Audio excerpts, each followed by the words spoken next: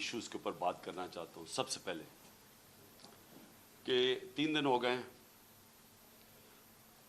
پنجاب کی حکومت بھی ہو رہی ہے, تحریک انصاف کی کولیشن گورنمنٹ ہے, کیو لیگ کی, لیکن اس کے باوجود ابھی تک ہم ایف آئی آر رجسٹر نہیں کروا پائے.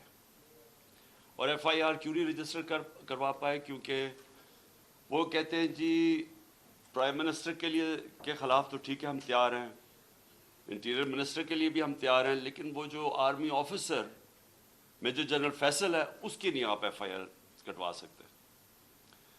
تو میں سب سے پہلے تو اپنی قوم سے اور اپنے لوگوں سے, اپنی سارے انصاف کے نظام سے جو جانتے ہیں پاکستان کا آئین کیا ہے, میرا تو سب سے بڑا سوال یہ ہے, کیا پاکستان میں کوئی ایسے لوگ ہیں جو قانون سے اوپر ہیں کہ وہ یعنی اس ملک کا قانون کو اپلائی نہیں کرتا؟ اور یہ ایک ex prime minister of Pakistan کہہ رہا ہے کہ یہ 3 لوگ ملوث تھے, اور تفتیش میں جب ہوگی تو پتہ چل جائے گا ہے یا نہیں ہے. لیکن یہ تو میرا رائٹ ہے, یہ میرا حق ہے کہ مجھے پتا تھا کون اس میں ملوث ہے, میں چاہتا ہوں ان کی انویسٹیگیشن ہو, میں ان کے اوپر ایف آئی آر کٹوانا چاہتا ہوں. یہ کیسے ہو سکتا ہے کہ آگے سے ہماری اپنی پولیس, پنجاب گورنمنٹ کے نیچے, وہ کبھی کوئی وجہ دے دیتے ہیں, پھر سیدھے کئی کہتے ہیں جی اگر آپ نے کروانا تو ہمیں ہٹا کے کسی اور کو اس عہدے پہ بٹھائے جو کہ یہ ایف آئی آر کاٹے. تو میرا سارا یہ جو حقیقی آزادی کا جو مارچ اور یہ جو 26 سال پہلے انصاف کی تحریک چلائی تھی, اس کا مقصد کیا ہے؟ باٹم لائن ایک ہے اس کی کہ کبھی معاشرہ نہ آزاد ہوتا ہے نہ خوشحال ہوتا ہے جدھر قانون کی حکمرانی نہیں ہوتی. اور قانون کی حکمرانی کا مطلب سارے لوگ قانون کے نیچے جو ہر مہذب معاشرے میں ہوتے ہیں. مجھے ایک بڑی حیرت ہوئی کہ D G I S P R نے سٹیٹمنٹ دی. سٹیٹمنٹ کیا دیتے ہیں وہ کہ کیونکہ عمران خان نے ایک فوج کے ایک فرد کے اوپر, ایک آفیسر کے اوپر الزام لگایا, ساری فوج بدنام ہو رہی ہے. یعنی یہ مجھے ذرا حیرت ہے کہ کیا اس کے اوپر ڈی جی صاحب آپ نے کوئی توجہ دی؟ آپ کیا کہہ رہے ہیں؟ اس کا مطلب یہ کہ میں اگر ایک جج کے اوپر کہوں کہ یہ جج 2 نمبر ہے, اس کا مطلب ساری جوڈیشری 2 نمبر ہے. اگر وہ کوئی کہے کہ پی ٹی آئی کے اندر ایک کوئی کرپٹ آدمی ہے تو میں کہوں تم نے ساری پی ٹی آئی کو کرپٹ کہہ دیا. یہ اس میں کوئی لاجک ہے؟ آپ کے کورٹ مارشل کیوں ہوتا ہے؟ کیونکہ کوئی غلطی کرتا ہے آفیسر تو کورٹ مارشل ہے. تو میں جب یہ کہہ رہا ہوں کہ مجھے یقین ہے کہ ان تینوں لوگوں نے اس پہ پوری سازش کے تحت یہ کیا, تو یہ میرا رائٹ ہے. اور میں کوئی ایک عام شہری سے اس لیے فرق ہوں کیونکہ میں ایک سب سے بڑی پولیٹیکل پارٹی کا سربراہ ہوں, میں ایکس پرائم منسٹر ہوں. اور میں اگر یہ ایف آئی آر کے اندر یہ اس کا نام نہیں لکھوا سکتا, میں آپ سوال پوچھتا ہوں کہ باقی قوم کا کیا گزر کرتی ہوگی, عام آدمی اس ملک میں کیا کرتا ہوگا؟ مجھے یہ بتائیں کہ یہ تو میں جو میری جو 26 سال پہلے تحریک انصاف فارم کی تھی, وہ پھر ثابت ہو گیا کہ یہاں تو صرف طاقتور جو ہے وہ قانون سے اوپر اور وہ سارا کچھ ہے, عام آدمی کو انصاف نہیں ملتا یہاں. اور جب تک عام آدمی کو انصاف نہیں ملتا وہ آزاد نہیں ہوتا. تو وہ قوم جس میں انصاف نہیں, وہ غلام رہتی ہے, اور غلام قوموں پرواز نہیں کر سکتی. یہ میں جتنی بھی دنیا کی ڈیموکریسی میں دیکھوں, یہ تاثر کوئی سوچ بھی نہیں سکتا اس طرح. پہلا میرا یہ پوائنٹ ہے. دوسرا میرا پوائنٹ یہ ہے کہ جب یہ ابھی شہباز شریف نے بات کی جوڈیشل کمیشن کی, تو میں ویلکم کرتا ہوں کہ جوڈیشل کمیشن بنا, لیکن میرا پہلا پوائنٹ یہ ہے کہ جوڈیشل کمیشن کیا کرے گی جب جو 3 لوگوں کے میں نے نام لیے ہیں, ان 3 کے نیچے ساری وہ ایجنسی جن نے انویسٹیگیٹ کر رہی ہیں. اب ہم کیسے ایک امپارشل, ایک صاف اور شفاف انویسٹیگیشن کروا سکتے ہیں جب ان کے سربراہ وہ بیٹھے ہوئے ہیں جن کے نیچے لوگوں نے انویسٹیگیٹ کرنا ہے. یہ ہو ہی نہیں سکتا. اس لیے میں نے یہ کہا تھا کہ تینوں ریزائن کریں تاکہ انویسٹیگیشن صحیح ہو سکے. ہو سکتا ہے میں غلط ہوں, لیکن مجھے ایک اس ملک کے اندر ایک صاف اور شفاف انویسٹیگیشن چاہیے. اور انویسٹیگیشن اس لیے کہ میں پہلے بھی یہ پورا اس کا ایک پیٹرن ہے. یہ نہیں کہ میں نے ایک دم اٹھ کے کہہ دیا کہ یہ جی یہ کہ فلانا اس میں انوالوڈ ہے. اس کا ایک پیٹرن ہے. پہلے ایک ویڈیو نکلتی ہے جس میں مجھے یہ بتایا جاتا ہے کہ میں کوئی مذہب کی توہین کر رہا ہوں. وہ کدھر سے نکلتی ہے وہ اس انویسٹیگیشن میں پتہ چلنا چاہیے. وہ کون نکالتا ہے, وہ پھر اس کو کون اٹھاتا ہے. ایک وہ جرنلسٹ اٹھاتا ہے جس کی افیلیشن ایک پارٹی سے ہے, یہ انویسٹیگیشن میں آئے گی. اس کے بعد کون پریس کانفرنس کرواتا ہے, مریم صفدر, مریم وہ اورنگزیب اور جاوید لطیف سے, اور وہ مجھے کہتے ہیں کہ میں نے مذہب کی توہین کی ہے اور وہ ویڈیو دکھاتے ہیں. اس کے اوپر ان کے اوپر ہم ایف آئی آر کٹوائیں, کیونکہ مجھے پتا چل گیا تھا کہ انہوں نے اب اس کو استعمال کر کے وہی سلمان تاثیر ٹائپ قتل کروانا ہے میرا. ان دونوں کے اوپر ہم پھر ایف آئی آر, ان تینوں کے اوپر ایف آئی آر بڑی مشکلوں سے کرتی ہے. اس کے بعد میں پبلک میں جا کے جلسوں میں اور انٹرویوز میں بتاتا ہوں کہ ان کی سازش کیا ہے, انہوں نے کس طرح استعمال کرنا ہے یہ ایک دینی انتہا پسند. اس نے جنون میں آ کے مار دیا کیونکہ میں نے مذہب کی توہین کی. کوئی ایکشن نہیں لیا جاتا. اور پھر کیا ہوتا ہے جب میرے اوپر یہ واردات ہوتی ہے, آپ صرف اس کے بعد دیکھ لیں کہ اس کے بعد ہوتا کیا ہے.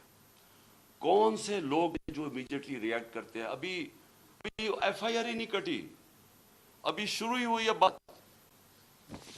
ابھی, اور ایک دم سٹیٹمنٹس آنی شروع ہو جاتی ہیں کہ جی عمران نے کسی مذہب کی توہین کی ہے. میرے سامنے یہ سارے ہیں. یہ ذرا دیکھیں وہ لوگ جو کہ ہمارے یعنی دوسری پارٹی سے افیلیشنز ہیں, وہ ایک دم ان کی ٹویٹس آنی شروع ہو جاتی ہیں.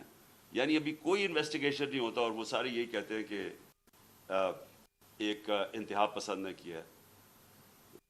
ایک 6:01 پہ ایک ٹویٹ آتی ہے. وہ جس نے سب سے پہلے میرے اوپر یہ ساری کیمپین شروع کرتا ہے مذہب کی توہین, وقار ستی, وہ 6:02 پہ اس کی مرتضی سرنگی کی 2 منٹ پہ ٹویٹ آتی ہے. حامد میر کی 6:03 پہ آتی ہے. جیو نیوز کی 6:04 پہ آتی ہے. سما 6 بجے اس کی بھی 6:04. اس کے بعد یہ ہوتا کیسے ہے, وہ لوگ جو ایک دم ریئیکٹ کرتے ہیں جو کہ ایک سکرپٹ کے اوپر چل رہے ہیں. نہیں, اس کی پولیس ہماری, لیکن اس کا انٹرویو کروا کے اور وہ لیک کیا جاتا ہے. وہ جو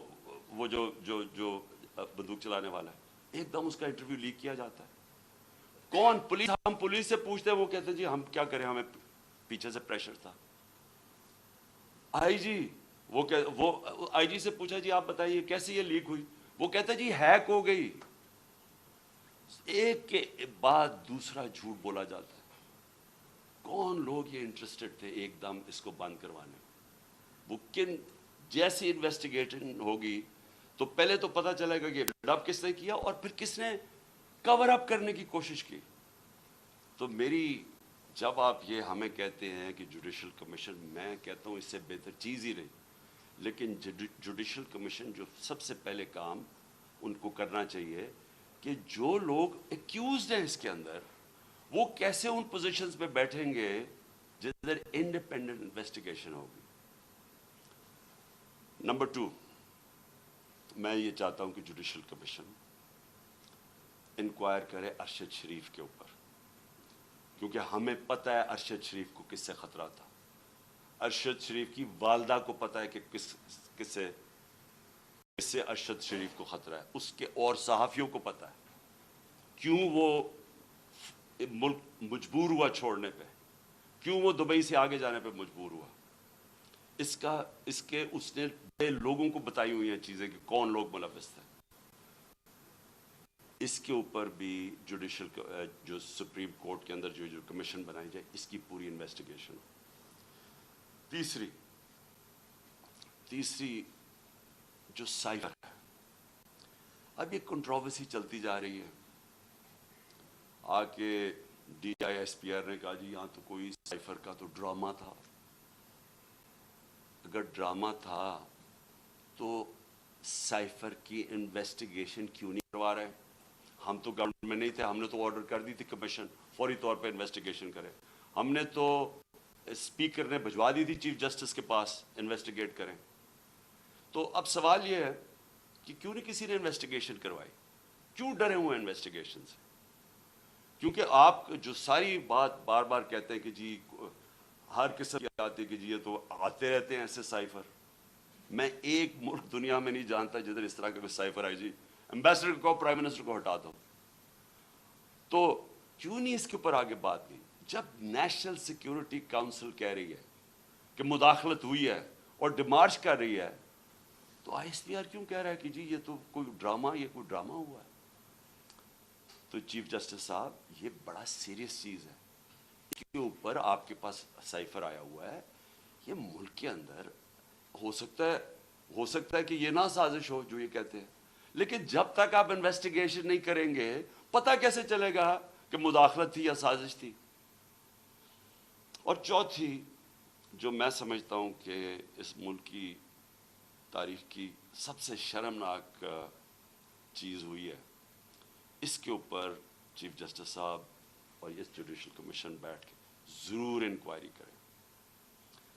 پہلے اعظم خان سواتی کو جس طرح انہوں نے پوتے اور پوتیوں کے سامنے مارا، اس نے ہر فورم پہ یہ بولا ہے کہ اس کو پہلے آ کے پکڑ کے مارا صبح کے 3 بجے، پھر اس کو ایجنسیز کے، اور اس نے نام لیا ہے یہ dirty Harry major general Faisal, اس کا نام لیا ہے کہ اس نے اور اس کے بعد آئی ایس آئی کو ہینڈل کیا جو اس کے نیچے تھی، اور اس کو ننگا کر کے مارا. اور ننگا کر کے مار کے اس کو کہہ رہے تھے کہ یہ بتاؤ یہ عمران خان سے بھی یہ ہوگا، اور جب اس کو تکلیف تھی وہ ہنس رہے تھے. ایک یہ شرمناک ہے کہ پاکستان کے سینیٹر کو ایک اس نے تنقید کر دی. ساری دنیا میں جو پاکستان ایک بنانا ریپبلک کی طرح ایک کمپیئر ہوتا ہے کہ کیا کس طرح کا ملک ہے کہ ایک سینیٹر کو ایک تنقید کے اوپر کیا، باہر تو کوئی نہیں انڈرسٹینڈ کرتا ہے.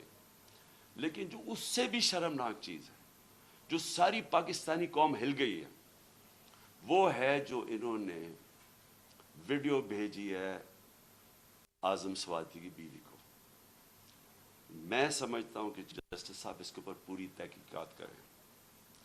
وہی لوگ جو کہ وہ یوزول سسپیکٹس جو کور اپ کرنے کے لیے اب جو یہ میرا بھی یہ اسیسینیشن اٹیمپٹ کور اپ کر رہے ہیں اور اب بھی کر رہے ہیں، وہ کہہ رہے ہیں کہ جی وہ کوئی جعلی ویڈیو ہے، جی وہ کوئی فیک ویڈیو ہے.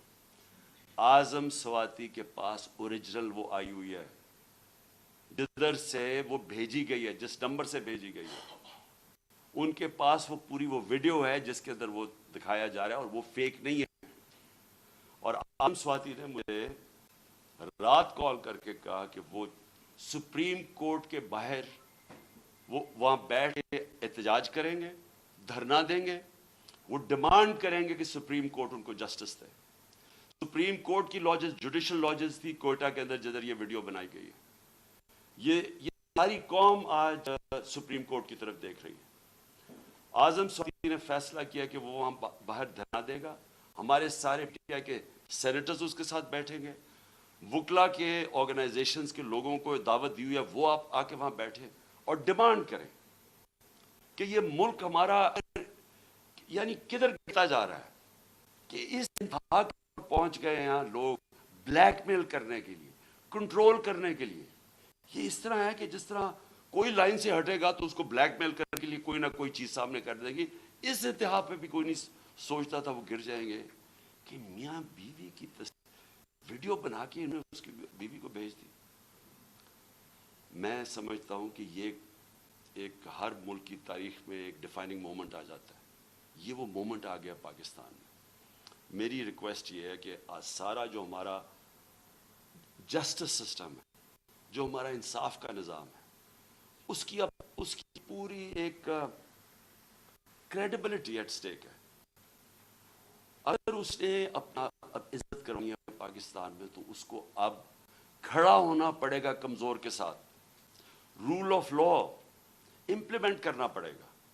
یہ نہیں ہو سکتا کہ ایک یہاں جو مرضی کر لیں, کہ ایک کوئی آفیسر بیٹھا ہوا آئی ایس آئی کا وہ اس طرح کی نیچ حرکتیں کرے اور اس کو ہاتھ بھی نہ کوئی اس کو کہے تو وہ آئی ایس پی کہہ دے کہ جی فوج کی توہین کر دی ہے.